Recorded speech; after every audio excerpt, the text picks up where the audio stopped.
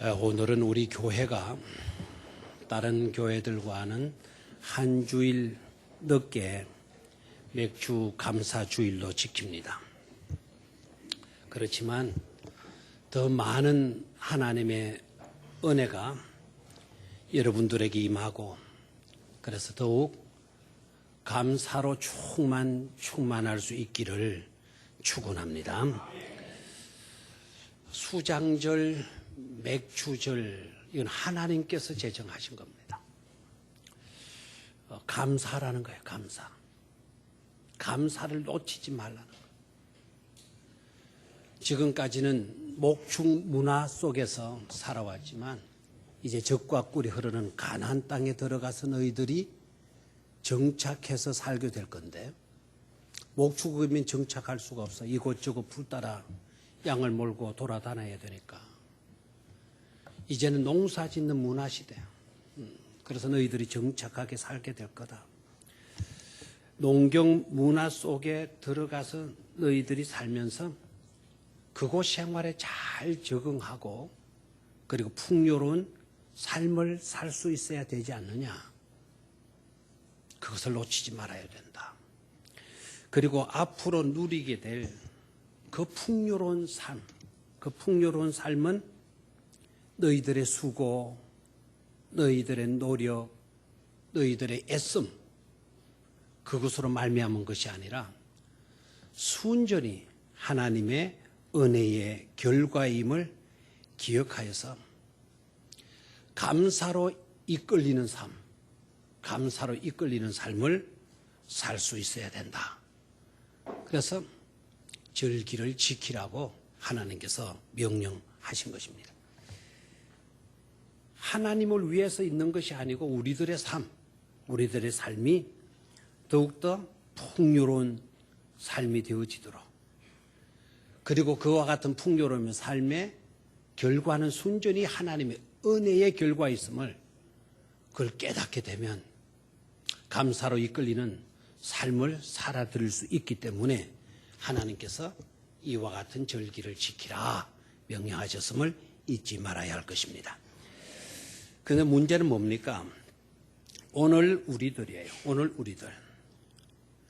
맥주절이 농경 사회를 배경으로 하는 것이기 때문에 오늘과 같은 도시와 사회 속에서 과연 맥주절을 지키는 것이 필요한가 하는 의문이 제기될 수 있는 거예요.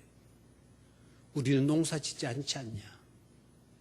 우리는 보리 추수 이거 옛날 했지 지금은 직장, 공장, 사업 하지 않냐. 그래서 과연 이 시대에서도 맥주절을 지켜야 되는 것인가. 이 절기가 필요한가에 대한 의문이 일어나는 것 당연할 수 있으리라 봅니다. 이제는 보리 수확을 해서 감사할 수 있는 그런 농경 시대가 아니라 농사가 아닌 다양한 생산 수단을 통하여 우리들의 삶의 환경은 너무나 달라졌다. 매주 혹은 매월 수고의 대가를 받는 시대가 되어졌다. 그리고 그때마다 우리들은 11주도 했고 감사 예물도 드렸다. 그런데 또다시 감사절을 지킨다라는 것은 뒤떨어진 허례처럼 느껴질 수가 있는 것이죠.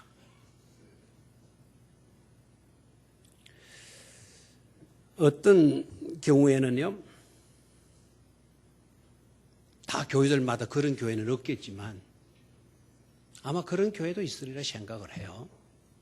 부흥에도 영적 성숙과 영적 성장을 위하여 부흥 사경회를 하는 것이 아니라 헌금을 거두어 드리기 위해서 부흥회도 하고 행사들을 하는 경우들도 없지 않아 있기 때문에 그와 같은 것으로 연관 지으면서 교회가 절기를 빙자하여서 헌금을 거두어 드리려고 하는 교회의 이기적인 수단으로 생각될 수도 있을 것입니다.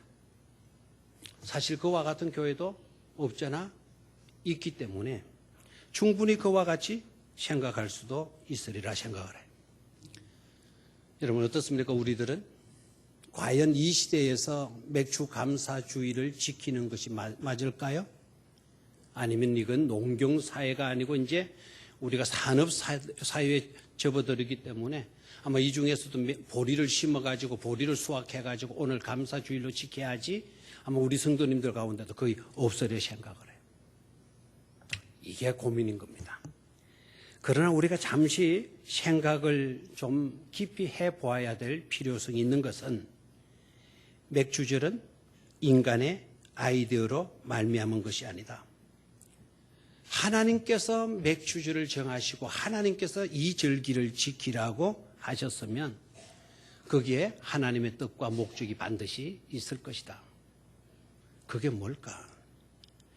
단지 하나님께서 물질을 거두어 드리기 위해서 곡식들을 거두어서 하나님의 창고에 유치하기 위한 것이 하나님의 뜻이었고 하나님의 목적이었을까? 그렇다면 우리는 거기에 대한 긍정의 대답을 하지 않을 거예요. 왜요? 하나님께서 뭐가 아쉬운 것이 있어가지고 그렇게 하셨을까? 모든 것이 하나님의 것인데 굳이 하나님은 그럴 필요가 없어요. 하나님의 필요 때문에 절기를 정하시고 하나님의 필요 때문에 절기 예물을 바쳐라. 그 바치면 하나님의 것이고 바치지 않으면 하나님의 것이 아닌 것입니까? 적어도 그건 아닌 것 같아요. 그죠? 하나님께서 절기를 정하여 지키라 하신 깊은 뜻이 어디에 있을 것 같아요? 한마디로 우리 정리해 보면 감사하라라고 하는 하나님의 말씀이 선포되어진 그 말씀 속으로 들어가서 맥락, 그 문맥을 살펴보면 이렇게 정리할 수가 있어요. 너네들의 삶 속에서 너네들은 절대로 너희들에게 임하고 있는 그 은혜를 몰라서는 안 된다. 너희들이 지금 받고 있는 그 은혜와 복을 내몰라라 해서는 안 된다.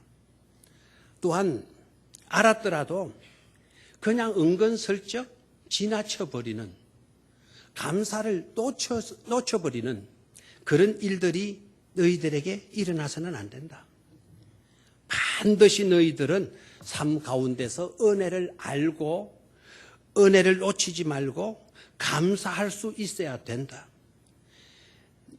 너희들의 삶을 통해서 역사한 나의 그 은혜, 하나님의 그 은혜, 하나님의 역사하심, 그것에 대한 조금이라도 더, 한 번이라도 더 감사하는 자가 되어야 된다. 라는 것이 하나님의 뜻이고 하나님의 목적인 것임을 깨달을 수가 있어요. 감사절기를 이렇게 정하신 것은 한 번이라도 더 감사하는 자가 되라. 절대로 감사를 무시하거나 내몰라라 하거나 놓쳐버려서는 안 된다. 어떤 경우에서도 너희들은 감사하는 정신을 가지고 감사하며 사는 존재들이 되어야 된다. 라는 것을 하나님께서 우리에게 일깨워 주시기 위함에 있었다라는 거예요. 어저께 삼남선교회 친교 단합회를 가지면서 저를 초청했어요. 그래서 시골에 어느 교회 집사님 경영하는 닭백숙집에 갔어요. 음식점이 아닌데 이분들이 솜씨가 있어가지고 요청을 하면 묵은 닭, 토종닭을 해서 요리를 맛있게 해줘요. 어제도 맛있게 먹고 오늘이 우리는 한 주일 그 맥주 감사 주일을 뒤에 드리기 때문에 그 집사님에게 물어봤어요. 집사님, 지난주에 맥주 감사 주일 지켰어요? 지켰다 가라는 거예요. 그분 말투가 굉장히 무작해요. 지켜줘요! 이런 식으로 말을 해요. 근데 지금 말만 들으면 굉장히 감정도 상하고 기분도 상하고 꼭 불만 있는 것처럼. 근데 마음은 따뜻한 분이거든요. 굉장히 순수하시고. 그래서 제가 그 마음을 읽고 있기 때문에 어떤 투로 말씀을 하시더라도 저는 좋게 들리는 거예요. 맥주 감사헌금도 드렸나요? 그러니까 드려야죠 그게요. 또 이래요. 그 왜 드렸어요? 그러니까 그 목사님만 안 드립니까? 확 이렇게 나와요. 떠보는 것도 모르고 제가 떠보는 것도 모르고 자기를 떠보는 것도 모르고 자기는 그냥 내가 이상한 걸 가르치고 뭐 이상한 말들을 하고 뭐 그런 줄 생각했던 모양이에요. 그래서 점잖게 얘기했어요. 그거 왜 드렸어요? 맥주 감사주일, 맥주 감사는 왜 드렸어요? 그러니까 이분이 정색을 하면서 맥주 감사주일 그러면 없어도 된단 말입니까? 그래. 아니요. 그게 아니고 그거 왜 드리느냐고. 그건 드리는 게 당연하죠. 왜 당연합니까? 근데 집사님 이때까지 그 농장을 해오면서 감사했어요 안 했어요? 11조 했어요 안 했어요? 다 했죠. 딸기 따서 팔아가지고 11조 하고 상추 뜯어가지고 팔아서 11조 하고 감사헌금 다 했다라는 거예요. 지금까지 매월 채소를 팔아서 과일을 팔아서 11조도 하고 감사헌금을 했다라는 거예요. 그래서 제가 물었어요. 그래 다 했는데 왜 또 맥주 감사주의를 해서 또 드렸어요? 그래 그분이 뭐라고 그러겠어요? 한 번이라도 더 매월 주어진 은혜에 감사해서 주어진 소득의 11조 드렸을 뿐만 아니라 지난 반년 동안 하나님께서 나를 지켜주신 것 생각하면 이 물질 뭐가 아까워서 드리지 못하겠느냐. 이런 기회가 한 번이라도 나에게 더 주어진 것에 대해서 우리는 감사할 뿐이라고. 아멘입니까? 너무나 순수하잖아요. 농사 짓는 사람도 매월 얻어지는 소득을 가지고 11조 하고 감사헌금 했어요. 우리가 공장에서 일을 해서 소득 얻어진 거 매주일 매월 감사헌금하고 11조 했을 거예요. 그러나 우리는 그렇게 다 했기 때문에 맥주 절기로 드려지는 이 감사절기는 필요 없다라고 생각한다면 여기에도 조금 문제가 발생될 수가 있는 것이죠. 우리는요, 두 가지를 주의해야 돼요. 특히 예수 믿는 사람들은요. 먼저는 시대의 변화에 우리 예수 믿는 사람들이 무뎌 있어서는 안 된다라는 겁니다. 그 변화를 우리는 무시해버리고 오로지 옛날 방식으로 매여가지고 살아야 된다. 고집하는 거, 그거 주의해야 합니다. 날마다 새롭게 주어지는 은혜가 있는데 왜 옛날 것에만 사로잡혀 있어야 되는 것일까요? 우리 주님께서 말씀하셨죠. 새 술은 새 부대에 넣으라라고. 시대의 흐름, 시대의 변화를 우리는 절대로 무시해서는 안 되는 것입니다. 그리고 그렇다고 해서 무차별적으로 무조건 시류의 흐름에 짝하고 끌려가듯 해서도 안 된다라는 것입니다. 무조건 시류에 짝하는 것이 그게 성서적이고 신앙적인 양 착각해서도 안 된다는 것입니다. 가령 요즘 성의 차별이 완전히 무시되면서 동성애로 인한 동성 결혼이 점점 확산되고 있다고 그러잖아요. 여러분 놀라지 마십시오. 세상은 안타깝게도요 동성 연애를 인정해가는 추세예요.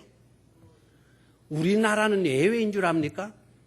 지금 국회에서 동성 연애를 인정해 주자는 그것으로 법을 바꾸어서 법제화하려고 시도하고 있다라는 사실이에요. 우리나라가 지금. 그럼 어떻게 해야 돼 이럴 때 우리 교회가. 시대의 변화를 우리는 무시해서도 안 될 뿐만 아니라 그렇다고 시류의 흐름에 짝하고 시류에 끌려가는 그것도 극히 위험한 요소라고 한다면 이럴 때 우리가 어떻게 해야 되느냐는 것이죠. 여러분, 세상이 그렇게 여기고 세상이 그렇게 흐른다고 해서 교회가 동성연애를 받아들이고 그것을 인정하고 그것을 따라야 되겠습니까? 만약 그렇다면 성경의 주된 말씀들 가운데서도 그것을 절대로 금하라고 명령하신 하나님의 말씀은 그 명령은 이 시류 때문에 바꾸어 놓아야 되는 것일까요? 그렇다면 우리는 끊임없이 성경을 수중해 가는 작업을 지금도 해야 되겠죠.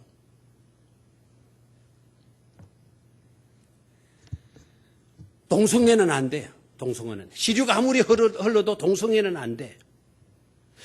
그렇게 여기면서 감사절기만은 시류에 따라서 시대가 변하였으니까 이 절기만은 바꿔야 돼요. 이제 이런 절기에 매일 필요가 없어. 이래까지 뭐 감사하고 다 살아왔는데 뭐 굳이 맥주 감사절을 지켜야 될 이유가 어디에 있어? 이런 식으로 여긴다면 어느 것은 되고 어느 것은 안 된다는 그런 모순에 우리가 빠질 수가 있는 것이죠. 이성적인 판단과 계산을 앞세우고 어떻게 보면 이성적인 판단과 계산은 합리적일 수가 있어요. 그래서 합리적이다 보니까 다 설득력이 있는 거예요. 아, 그렇다. 그럴 수도 있겠다. 우리가 고개를 수긍할 수도 있죠. 그러나 그것이 마치 신앙적인 판단인 양, 하나님의 말씀의 메시지고 교훈인 양, 그렇게 우리가 쉽게 여기고 지나간다면 하나님의 뜻과는 정반대의 삶을 살아드리는 신앙인으로서, 지극히 신앙인으로서 불신앙의 삶을 사는 자들과 다를 바가 없으리라 생각을 해요. 우리는 성서적으로 좀 더 들어가서 하나님의 깊은 뜻이 무엇인가를 깨닫게 되면 어떻게 하면 감사를 조금이라도 덜하며 살까? 한 번이라도 감사를 어떻게 하면 하지 않고 살까? 하는 것으로 고심할 필요가 없으리라 생각을 해요. 말씀으로 우리가 들어가서 깊이 그 하나님께서 우리에게 교훈하시는 메시지에 귀를 기울인다면 어떻게 하면 감사를 한 번이라도 더 조금이라도 더 하며 살까라는 것으로 고민하면서 아름다운 숭고한 것들을 지켜가게 될 줄로 믿습니다. 그래서 자꾸 감사가 줄어지는 것이 아니라 자꾸 감사가 나에게서 멀어지고 있는 그런 삶을 살 것이 아니라 자꾸만 조금이라도 한 가지라도 더 감사로 가까이 나아가고 더 나아가서 감사로 이끌리는 그런 삶으로 나아가야 될 줄로 믿습니다. 그러기 위해서 첫 번째로 한때의 감사, 영원한 감사를 생각해 볼 수 있어야 합니다. 한때의 감사, 영원한 감사. 출애굽 이스라엘 백성들이 출애굽을 하고요. 홍해 바다를 건너게 돼요. 얼마나 놀라운 일이에요. 뒤에는 바로의 군대가 추격을 하고 있어요. 그런 마당에 홍해가 갈라지고요. 그 홍해가 갈라진 그 사이로 난 바다 밑바닥을 이스라엘 백성들이 건너잖아요. 얼마나 놀라운 일이에요. 이스라엘 백성들은 다 구원받았어요. 그런데 그들을 추격했던 바로의 군대는 어떻게 됐나요? 다 수장되고 말았어요. 이스라엘 백성들은 살아났고 바로의 군대들은 다 죽어버렸어요. 얼마나 감격. 모세가 이 광경을 목격하고 이 광경을 체험하고 하나님께 찬양하는 거예요. 감사로 영광을 돌리는 거예요. 아마 저 같았어도 막 감사로 눈물 흘려가면서 우리를 건져주신 하나님, 바다를 갈라놓으시고 마른 땅 걷게 하신 하나님, 너무너무 감사합니다. 너무너무 감사합니다. 하나님께 존귀와 영광과 찬상을 올려드립니다. 막 긴 찬송을 했어요. 미리암도 따라서, 그의 누이 미리암도 따라서 우리 민족을 바로의 병거에서 건져주신 하나님, 우리 앞에 놓여있는 홍해를 갈라놓으신 하나님을 감사합니다, 찬양합니다라고 여인이, 미리암이라고 하는 여인이 노래를 불러요. 얼마나 아름다운 광경이에요. 그런데 3일이 지나고 마실 물이 없다고, 목구멍에 들어갈 그 한 모금의 물이 없다고 이스라엘 백성들이 뭐합니까? 불만하고 불평하는 거예요. 홍해의 그 엄청난 바다가 갈라져서 그래서 생명 구원을 체험했는데 목구멍에 늘어가는 물 한 방울 없다고 이제는 원망하고 불평해요. 감사는 어제의 감사가 되고 말았어. 감사는 한때의 감사가 되고 말았다 이 말입니다. 저와 여러분들은 그런 한때의 감사의 수준에 머물러서는 안 될 줄로 믿습니다. 오늘 본문 말씀이 뭐라고 이야기를 하나요? 항상 기뻐하고 쉬지 말고 기도하고 범사에 뭐하라? 감사하라. 항상이에요. 항상. 한때가 아닙니다. 일시적인 때가 아닙니다. 항상입니다. 그래서 이 항상은 영원과 연결이 되는 거예요. 항상은 어디로 연결돼요? 영원과 연결이 되는 것이죠. 범사가 뭡니까? 모든 일입니다. 모든 일에서 많은 자가 되라. 감사하는 자가 되라. 모든 일은 뭡니까? 좋은 일만 포함되는 것이 아니고 굳은 일도 그 속에 들어가야만이 뭐가 되는 거죠? 모든이 되는 것 아닙니까? 제가 모든 그러니까 모든이 백화점도 이렇게 생각하시면 안 돼요. 모든 현대 이런 것이 아니고 모두의 감사. 좋을 때나 안 좋을 때나 이루어졌을 때나 이루어지지 않을 때나 우리는 뭐 해야 돼요? 감사하게 될 때 그것이 무슨 감사가 된다? 범사의 감사가 된다라는 거야. 된다. 어떤 특정한 부분에 하나는 것이 아니에요.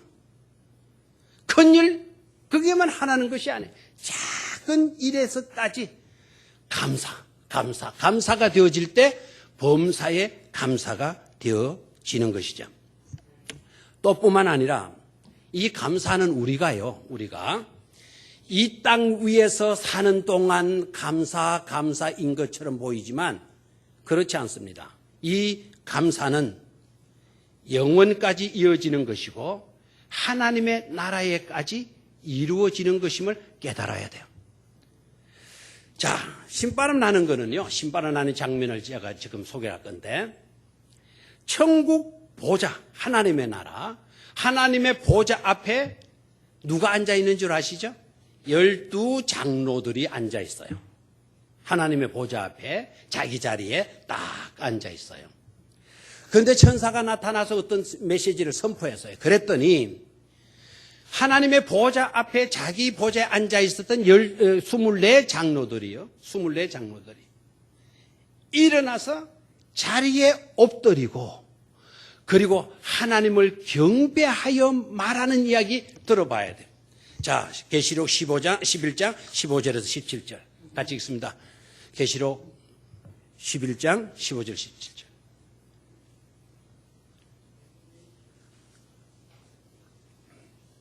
자, 시작. 일곱째 천사가 나팔을 불매 하늘에 큰 음성들이 나서 이르되 세상 나라가 우리 주와 그의 그리스도의 나라가 되어 그가 세세토록 왕노릇 하시리로다 하니. 저 잘 봐요. 앞에 15절. 세상 나라가 우리들이 살고 있는 이 나라가 우리 주와 그의 그리스도의 나라, 예수 그리스도의 나라가 되어 우리가 살고 있는 이 나라가 누구의 나라가 되어? 하나님과 예수님의 나라가 되어 그가 세세토록 뭐하리니 왕노릇 하시리로다 하니. 일곱째 천사가 나와서 이 말을 한 거예요. 이 말을 선포한 거예요. 그래도 16절 봐요. 16절 시작. 하나님 앞에서 자기 보좌에 앉아있던 24장로가 엎드려 얼굴을 땅에 대고 하나님께 경배하여. 17절 시작. 첫 마디를 잘 봐요. 이르되 감사하옵나니 옛적에도 계셨고 지금도 계신 주 하나님 곧 전능하신 이여 친히 큰 권능을 잡으시고 왕노릇 하시도다 그랬습니다. 24장로님들이 하나님의 보좌 앞에 엎드려서 경배하면서 고백하는 말이 뭡니까? 감사합니다. 감사합니다. 감사합니다. 하나님 보좌 앞에서 24장로님들이 감사합니다라고 영광 돌리고 있는 거예요. 아멘입니까? 그리고 저 메시지는 노래로 이루어지고 있어요. 24장로님들이 감사하다라는 찬송과 노래로 하고 있는 거예요.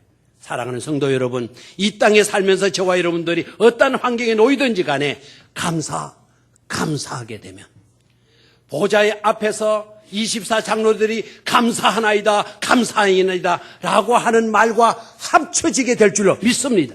그들이 부르는 찬송과 우리의 찬송이 어우러져서 웅장한 감사, 웅장한 찬송으로 울려 퍼지게 될 줄로 믿습니다. 얼마나 신바람 나는 일이에요. 나의 입술로 조그맣게 불려지는 이 감사, 이 노래가 24장로님들의 감사와 찬송과 어우러져서 아름다운 코러스로 하늘에도 울려 퍼지고 이 세상에도 울려 퍼지는 이런 모습, 이거야말로 참된 모습이고 행복인 줄로 믿습니다. 감사로 이끌리지기를 주의 이름으로 축원합니다. 한때의 감사가 아니라 영원한 감사, 하나님의 천국, 정당까지 하나님의 나라에 이르기까지 이어지는 그런 감사, 영원한 감사로 영광 돌릴 수 있기를 축원합니다. 두 번째로 돌아보는 감사, 바라보는 감사. 따라하십시오. 돌아보는 감사, 바라보는 감사.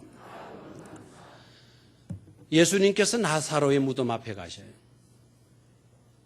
그리고 아주 엉뚱한 말씀을 하셔요.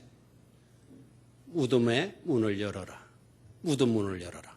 그러니까 마르다 마리아가 예수님께 딱 달려가서 예수님 왜 이러십니까? 왜 무덤 문을 열어라 하십니까?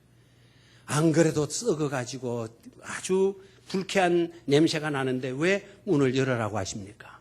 죽은 지가 나흘입니다. 근데 예수님께서 뭐라고 이야기하셨어요? 네가 믿으면 내 영광을 보리라 하지 않더냐? 왜 자꾸 무덤 없는 소리 하느냐? 무덤 문을 열어놓아라. 그래서 사람들이 무덤 문을 열어놓았어요.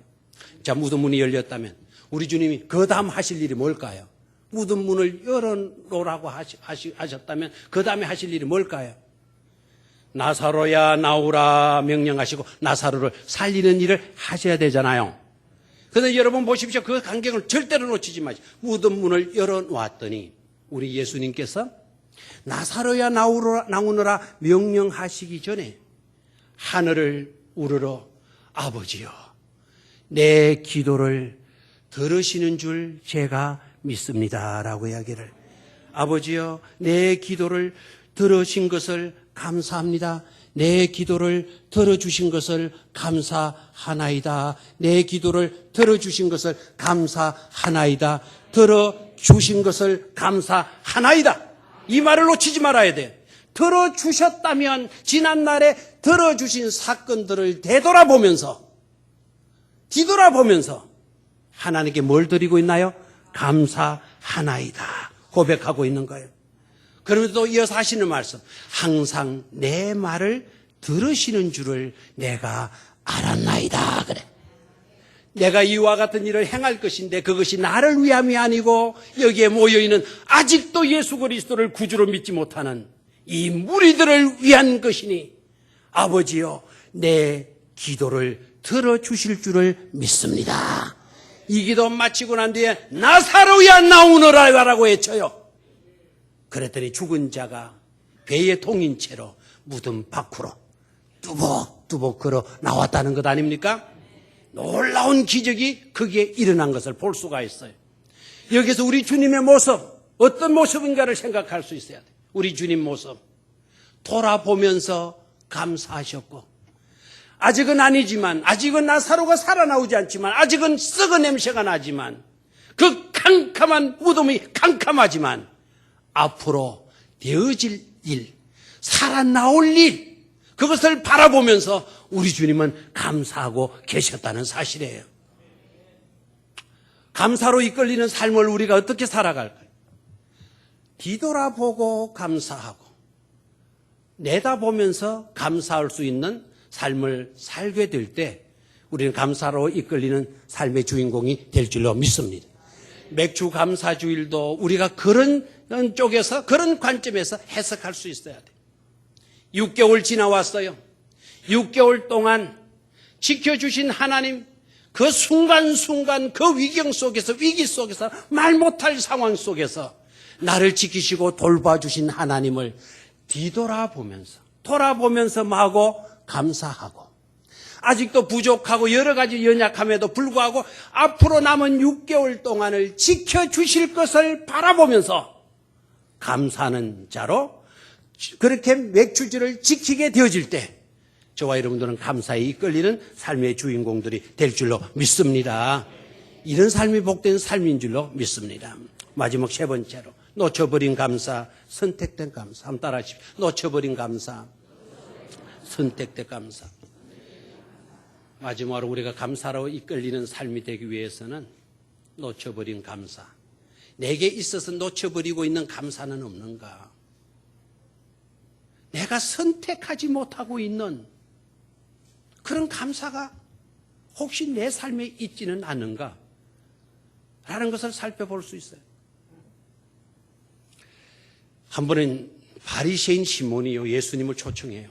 저는 성경을 읽다가 그 장면을 읽다가 정말 의아했습니다. 바리새인들은 주로 예수님을 책잡고 흠집내고 예수님에 대해서 도전하고 예수님을 괴롭히려고 하는 그와 같은 무리들 아니었어요? 그런데 이 부분 누가복음 7장 딱 들어가서 이거 아니더라고요. 바리새인 중에 한 사람이 예수님을 집으로 초청해서 그를 위해서 잔치를 했다라는 거예요. 제가 몇 번 눈 따가 잔치하는 사람 누구야 이거? 바리새인이라 했잖아. 이 바리새인이 예수님을 초청해서 잔치를 해? 야, 이거 굉장하다. 이 바리새인이 다 나쁜 건 아니구나. 바리새인 중에도 이런 좋은 사람이 있구나. 막 얼마나 가슴이 설렌지 몰라요. 그런데 잔치가 이루어지는데 느닷없는 불청객 한 여인이 들어와서는 막 가감한 행동을 하는 거예요. 무례한 행동을 하는 거예요. 병을 하나 탁 깨더니 그 향유 같은 병의 기름을 예수님의 머리에 확 붓고는 자기의 머리털을 풀어가지고 그리고 감격의 눈물인지 무슨 눈물인지 애한의 눈물인지 서러움의 눈물인지는 모르지만 눈물을 펑펑 쏟아가면서 예수님의 발을 닦는 거예요. 자기 머리털로 물은 자기의 눈물을 물로 삼아가지고 예수님의 발을 닦아드리는 거예요. 그런데 시몬이 그걸 딱 보고는 나 실망했다.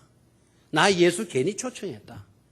나 참 예수 참 기대가 컸었는데 이 양반이 이거 선지자가 아닌 게 분명해. 만약에 이 젊은이가 선지자였다면 자기에게 지금 기름을 붓고 눈물로 머리털로 발을 씻고 있는 이 여자가 어떤 여자인 것을 알았을 건데 비천한 여자라는 것을 알았을 건데 모르고 있는 걸 보면 이 사람은 예언자가 아니야. 선지자가 아니야. 우리를 구원을 하기 위해 오신 메시아가 될 수가 없어. 마음속으로 다 실망의 마음을 먹고 이렇게 있는 거예요.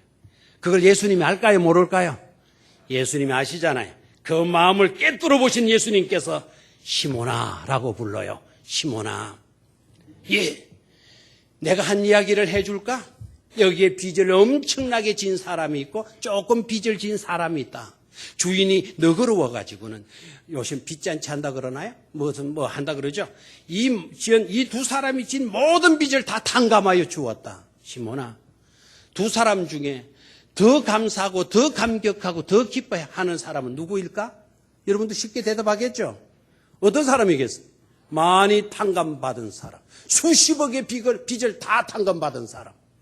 1,000원 빚졌다가 탕감받으면 별론데 10억을 탕감받았다? 굉장한 일 아닙니까?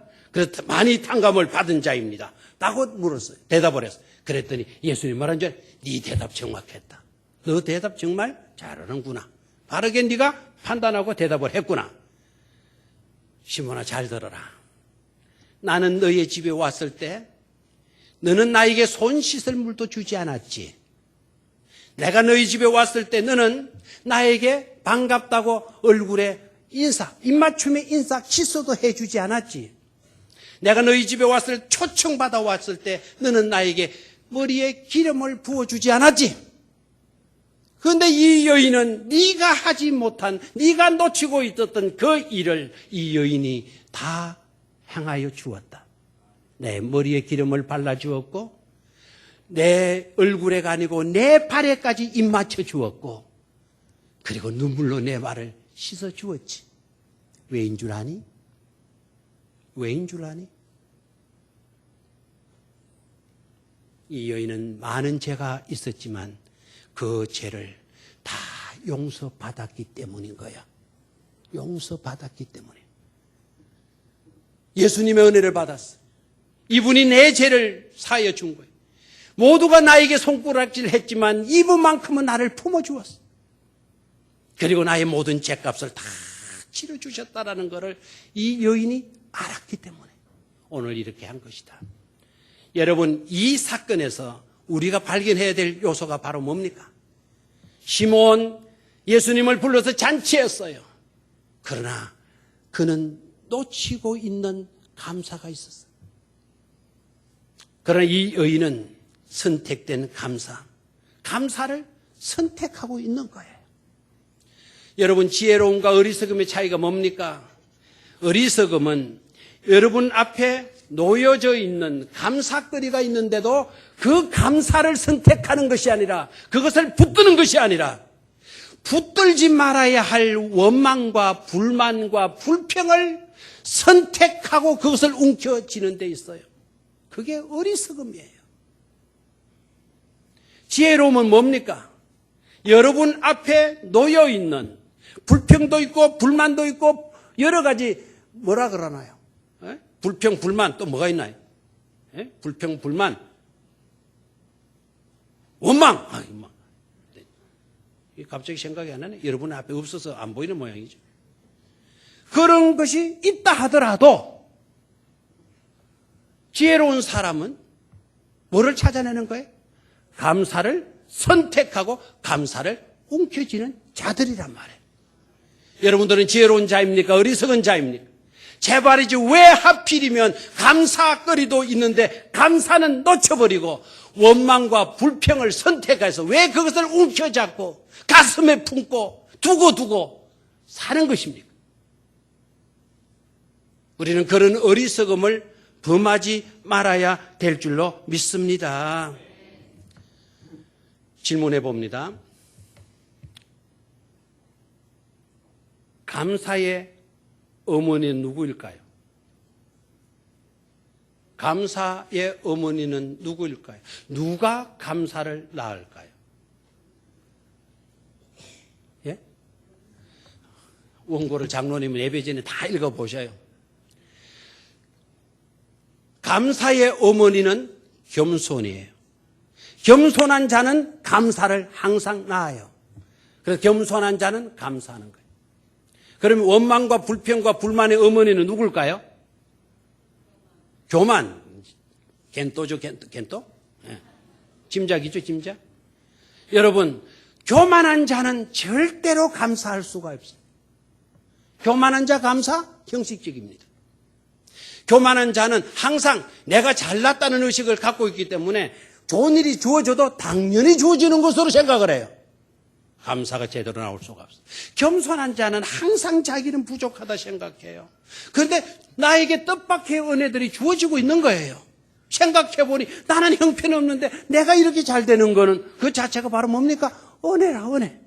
그래서 뭐 하게 되죠? 감사하게 된다는 사실입니다. 사랑하는 성도 여러분, 절대로 뭐를 선택하지 말고 원망과 불만과 불평을 마지 말고 그건 선택해야 될 요소가 아니에요. 선택해야만 되더라도 아예 기피하십시오. 포기하십시오.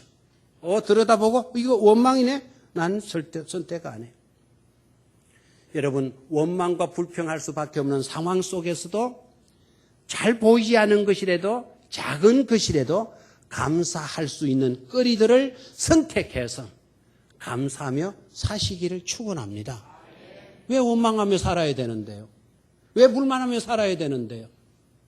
왜 불평하며 살아야 되는데요? 우리가 왜 그렇게 살아야 돼요? 감사하며 살 수 있기를 주의 이름으로 축원합니다. 자, 오늘 말씀의 제목이 뭐였어요? 감사로 이끌리는 삶. 첫 번째 뭐였습니까? 한때의 감사, 영원한 감사. 두 번째는 뭐였습니까? 다시 한번 두 번째, 돌아보고 감사, 바라보고 감사. 세 번째는